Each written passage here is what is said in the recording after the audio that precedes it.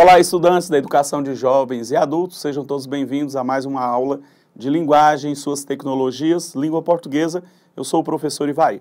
Nós estávamos falando sobre a notícia, estamos falando sobre a imparcialidade de um jornal e também sobre as ideologias presentes nos discursos, desses jornais. Dá uma olhadinha aqui na tela, então, para continuarmos ainda falando sobre a análise discursiva dos textos jornalísticos e suas ideologias. Olha só, quando nós vamos falar sobre uma notícia, nós iniciamos o nosso estudo nessa unidade e retratava uma pesquisa em busca de voluntários para relatarem os seus sonhos durante uma pandemia. Olha só, retomando e até relembrando o título, linguagem verbal e não verbal. Lembrando que quando nós falamos de uma notícia impressa, nós estamos utilizando só a linguagem verbal. O que é essa linguagem ou esse jornal impresso? Está escrito, Ele é um jornal físico onde nós vamos observar ali a notícia impressa, escrita. Nós vamos observar uma notícia com a linguagem verbal e não verbal quando você, por exemplo, assiste um seu telejornal de preferência. Ali nós vemos um apresentador, uma apresentadora que está utilizando a linguagem verbal na oralidade. Claro que esse jornalista utiliza-se desta linguagem verbal na escrita e ele repassa, portanto, essa notícia. E nós, telespectadores, você, telespectador, assiste, portanto, esse telejornal, observando que há a presença dessa linguagem verbal, a fala do jornalista ou da jornalista e também a sua imagem e os fatos ali apresentados, ok? Então, olha só. Mais uma vez a gente pergunta, você costuma ler as notícias? De que forma que você se mantém informado? Através da leitura de um jornal, através da internet, ou você opta por estar sempre assistindo os telejornais ou ouvindo as notícias através do rádio? Então são algumas dessas características que nós estamos observando, a maneira em que nós estamos nos informando, ok? Bom, olha só. Retomando aqui, os textos jornalísticos circulam em jornais, revistas, rádios e televisão, aos quais possuem o intuito de comunicar e informar sobre algo. Uma característica importante desses textos é favorecer o conhecimento de informações atuais com o propósito de difundir algo novo que acontece. Então, nós estamos sempre atentos, querendo saber o que acontece na nossa cidade, o que está acontecendo no nosso estado, no nosso país e no mundo, De uma certa forma, nós vamos entender que alguns fatos ali noticiados podem também interferir na nossa vida. Por mais distante que nós estejamos, é a questão econômica, a inflação e outras questões mais particulares. A linguagem jornalística, ela deve ser o quê? Clara, ela deve ser simples, imparcial, objetiva, de modo a expor para o emissor as informações mais importantes sobre um determinado tema. Quando nós falamos de um determinado tema, qual é o assunto que está sendo abordado nesta notícia? Novamente, nós trazemos aqui, quando se trata de observar a notícia, nós precisamos entender o critério básico para que haja uma informação precisa. Primeiramente é o quê? O que está acontecendo? Quem? Quais são os personagens? Quais são as pessoas envolvidas neste acontecimento? Quando? E aí nós vamos perceber o horário em que ocorreu o fato. Outra questão importante desses critérios é onde aconteceu esse episódio, em qual local. Depois nós vamos para uma perguntinha, como? É o modo em que ocorreu. Então ali o jornalista dará uma explicação de como esses fatos aconteceram, ocorreram e o porquê em que ele vai trazer uma análise da causa e as consequências do que ali foi noticiado, tá? Então, quando nós falamos sobre a notícia, nós podemos entender que esse gênero jornalístico ele é muito presente no nosso cotidiano. Claro, vale também ressaltar que nós temos inúmeros outros gêneros jornalísticos. O artigo de opinião, a charge, nós temos um cartoon, nós temos a carta, né, do leitor e nós temos os classificados. Então, são todos textos do gênero jornalísticos. Temos também a reportagem. A reportagem ela é um pouco parecida com a notícia, porém ela traz mais informações, traz a voz de outras pessoas através de uma entrevista. Nós vamos observando de que forma que as pessoas analisam aquele assunto, aquele fato. Então, há um texto expositivo em que procura explicar aquele fato. Quando nós falamos em notícias, é a apresentação clara e objetiva dos fatos que ocorreram em um determinado lugar, né, sobre um determinado assunto, tá ok? Então, a notícia é um texto meramente informativo, né? E o que isso quer dizer? É onde nós entramos nas questões sobre a ideologia. Lembram que nós falamos na outra aula? E aí nós vamos apresentar agora para vocês 2 conceitos, né, sobre essa ideologia. O que vem a ser, professor, a ideologia? De olho aqui na tela. O que dizer, né, que um texto que apresenta apenas informações sobre um determinado assunto. Não há apresentação da opinião do autor da notícia. Uma notícia, ela é composta por 2 partes. E aí nós temos aqui, né, o lead, depois nós temos o corpo da notícia. Claro, precisamos da manchete, né? E nesse caso aqui, nós temos um exemplo e eu vou ler com vocês e para vocês esse texto para que vocês façam a atividade que já tem aí no material de vocês. Então, olha só. Leia o texto e depois responda as questões. Elon Musk, a pessoa mais rica do mundo, está vendendo quase todos os seus bens. Ótimo. Perceberam que aqui nós temos as letras em negrito, maiores? Trata-se da manchete. É isso que chama a atenção do leitor. Então, a manchete ela vem sempre em destaque. Em seguida, nós temos lead, em que traz um resumo. Olha, em 2020, o empresário se desfez de todas as casas que possuía em seu nome. O plano é usar o máximo de recursos possíveis para colonizar Marte. Então, foi publicado, olha, em 9 de janeiro de 2021, escrito por Paula Barra.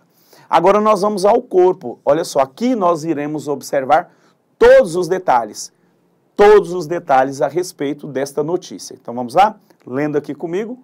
Elon Musk, que ganhou, né, o posto de pessoa mais rica do mundo na última quinta-feira, tem grandes planos para o seu patrimônio líquido, avaliado em cerca de 118 bilhões de dólares. O polêmico fundador da montadora de veículos, né, elétricos, Tesla, e fabricante dos foguetes Spaces, planeja dedicar o máximo de dinheiro possível para colonizar Marte e está vendendo a maior parte dos seus bens materiais neste processo, disse o bilionário em entrevista no mês passado a Business Insider.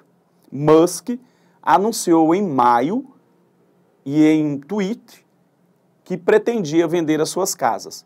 Vou vender todas as minhas posses físicas. Não serei proprietário de uma casa. Em 2020, o empresário se desfez de todas as casas que possuía no seu nome.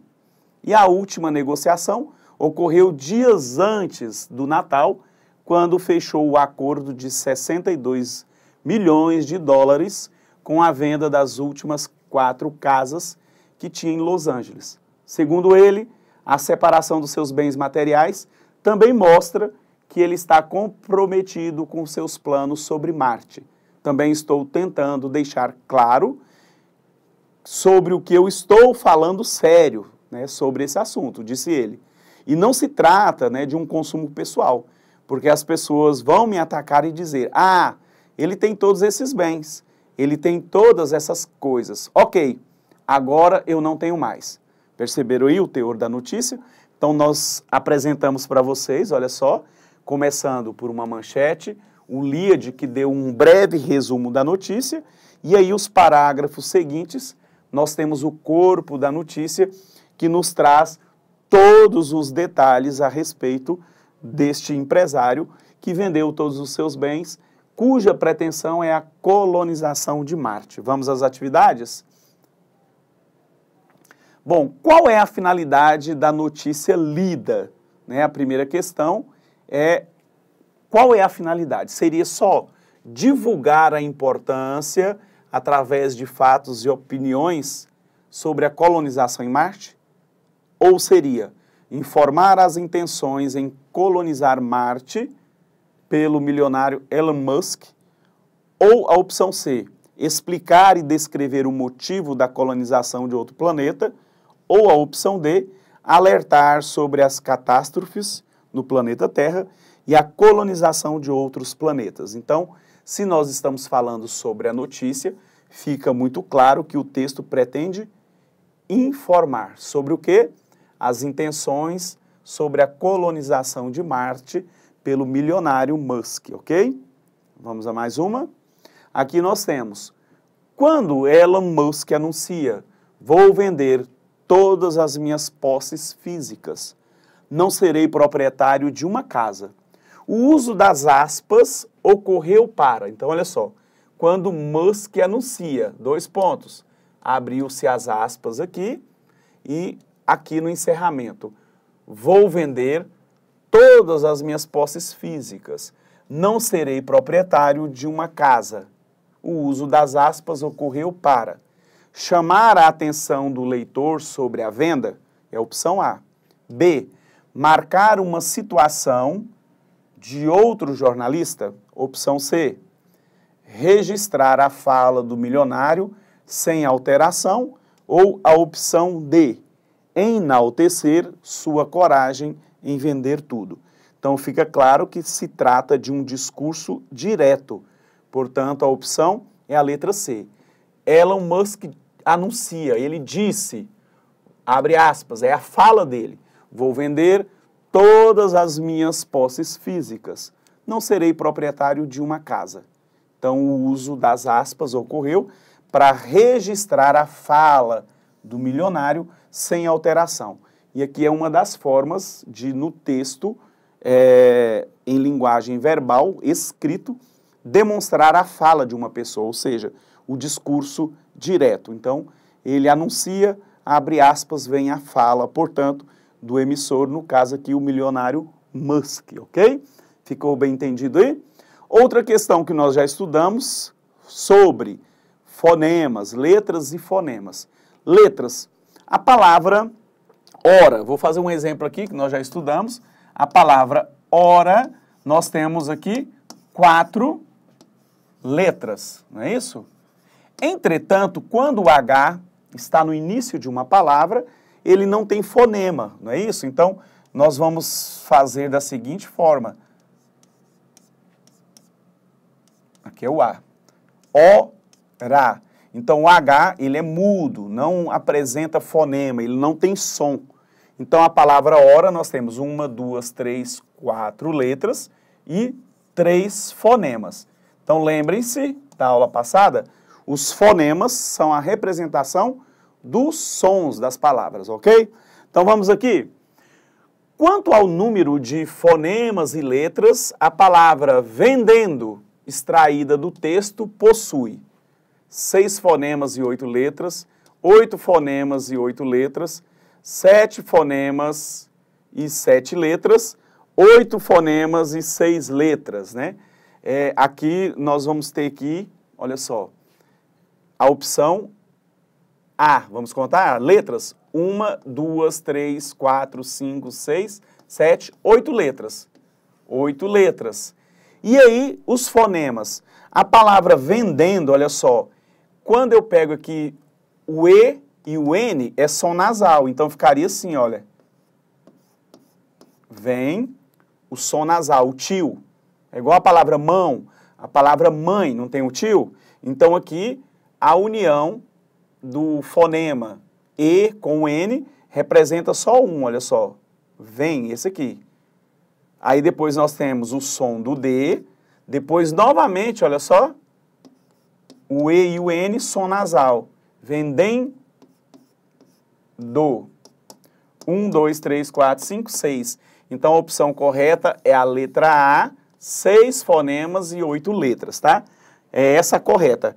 O sinalzinho aqui vem no lugar errado, mas não é. É aqui, ó. Letra A, tá? 6 fonemas, aqui tá trocado, ó. 6 fonemas e 8 letras, beleza? Opção A. Ficou entendido a questão aí dos fonemas? Então, beleza. Bom, nessa aula, nós fizemos a verificação das atividades sobre a análise discursiva dos textos jornalísticos e ideologia. Então, até a próxima aula. Partiu!